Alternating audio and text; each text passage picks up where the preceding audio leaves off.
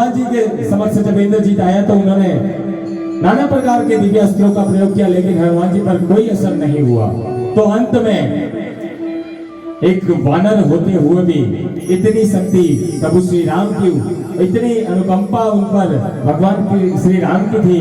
कि उनके लिए भी इंद्रजीत को ब्रह्मास्त्र जैसा अमोघ दिव्यास्त्र को अपने धनुष पर चढ़ाना पड़ा और उसकी प्रतिज्ञा के साथ उन्हें छोड़ना पड़ा। और उस दिव्यास्त्र का मान रखने के लिए हनुमान जी महाराज ने उसका बदला स्वीकार कर लिया, क्योंकि प्रभु का काज करना है और कुछ आगे भी इस भाव के साथ हमें बढ़ना है। तो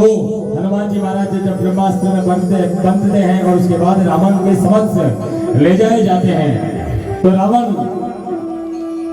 अपनी शक्तियों का हनुमान जी को तरह तरह से जो भी भाव है वो बताते हैं कि तुम जानते नहीं हो मैं कितना शक्तिशाली हूँ, तुम ये नहीं जानते हो, तुम वो नहीं जानते हो। तो हनुमान जी महाराज उनको बिल्कुल दो टूक शब्दों में अपनी बात को समझाते हैं कि मैं जानता हूँ तुम वही हो ना जिसके साथ सहस्त्रबाहु की लड़ाई हुई थी, तुम वही हो ना जिसे वानर राज वाली ने 6 माह तक अपनी खाक में दबाकर पूजा को संपूर्ण किया था। तुम अपने मुख से बिल्कुल थकते नहीं हो अपनी ये बड़ी बड़ी बातें डींगे हाँकते हुए, तुम ऐसे रावण हो ये मैं जानता हूँ, लेकिन मैं फिर तुम जैसे ऐसे अधर्मी के साथ भी इस बात को रखता हूँ कि अभी भी कोई देर नहीं हुई है माता सीता को पूरे मान के साथ प्रभु के श्री चरणों में वहां जाकर उनको पहुंचा दिया जाए तो प्रभु आपको इस वक्त भी माफ कर सकते हैं। लेकिन रावण कहाँ मानने वाला था। रावण जिन विचारों के साथ ये पूरा वृतांत रचता है, एक प्रकार से तो रावण बड़ा शास्त्र के साथ ज्ञानी था और सभी शास्त्रों का ज्ञाता था, लेकिन वो सब कुछ जानते हुए भी अभागा बना रहा प्रभु श्री राम की भक्ति का। और उसने जो कार्य किया है उसके लिए हनुमान जी महाराज जब उनके समक्ष सारी बातें रखते हैं, उनको समझाते हैं, लेकिन वो नहीं मानता है। और अंत में रावण हनुमान जी महाराज को मृत्यु दंड देना चाहता है, तो विभीषण जी महाराज वहां उठ खड़े होते हैं और उनसे कहते हैं कि हे तात, आप ये कार्य नहीं करें, क्योंकि ये आपके मान सम्मान से बिल्कुल अलग है और नीति विरोध है, इसलिए आप हनुमान जी पर ऐसे कोई भी दंड का प्रावधान नहीं रख सकते, क्योंकि ये रामदूत बनकर आए हैं। तो रावण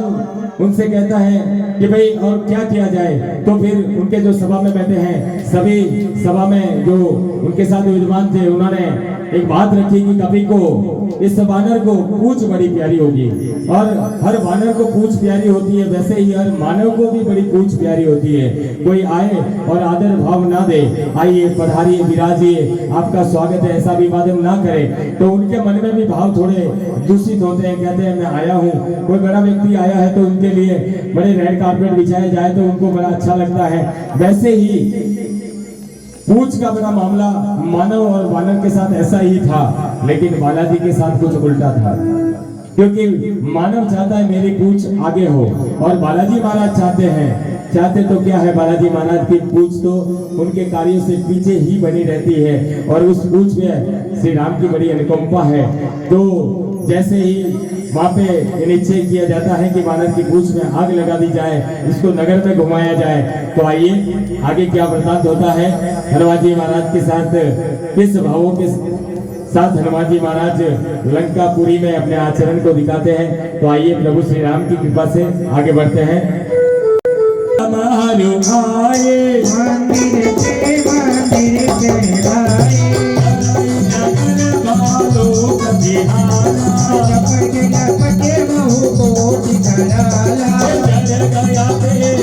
बोलो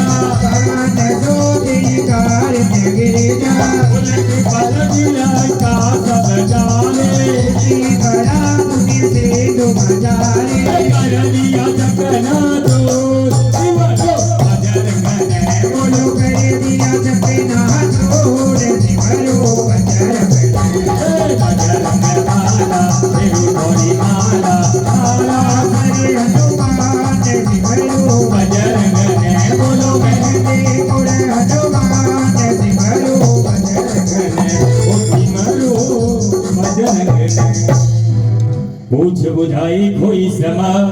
घर न गुरु बहुरे जनक सुता के आगे ठाण भयो कर जोरी सियावर रामचंद्र संग हरिओ सीताराम।